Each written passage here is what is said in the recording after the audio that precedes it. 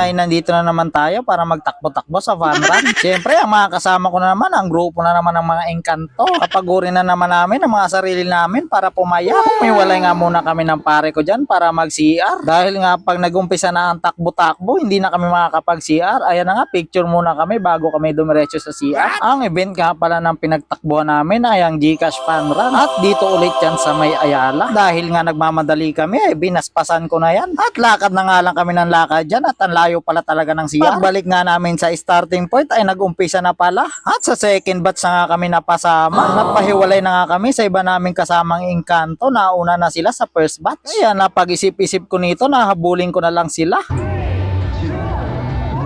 Nag-start na nga ang second batch at kami naman ang tatakbo.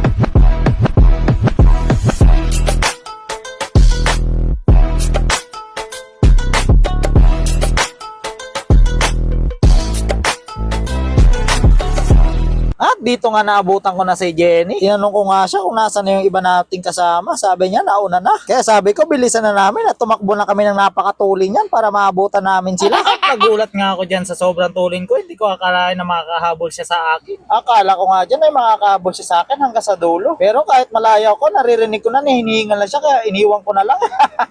At dito nga nakasabay ko na ulit si Jong, ang aking kumparing pogi. Chill-chill nga lang siya dito kaya sinabayan ko muna para makapagpahinga naman ako ng konti. Pa-cellphone nga lang ako dyan para makita kung ilang kilometer na nga natatakbo namin. Sa mga oras na nga yan ay nangangalahati pa lang kami. At maya-maya nga iniwan ko na rin si Jong para hanapin ang iba namin kasama kasi isasama ko sila sa vlog. Lakad takbo na nga ako dyan pero hindi ko pa rin sila makita. Nagtataka nga ako kasi ang lalaki nila pero hindi ko sila makita. Ang palatandaan ko nga lang sa kanila ay kanilang mga braso. Kaso nga lang sa dinami-dami ng mga tumatakbo na yan, hindi ko na sila napansin. At nakarating na nga lang ako sa finish line pero hindi ko pa rin sila nakita. Aantayin ko na lang siguro sila sa paglabas. Kahit nga hindi ko sila nakita, isasama ko pa rin sila dito sa vlog.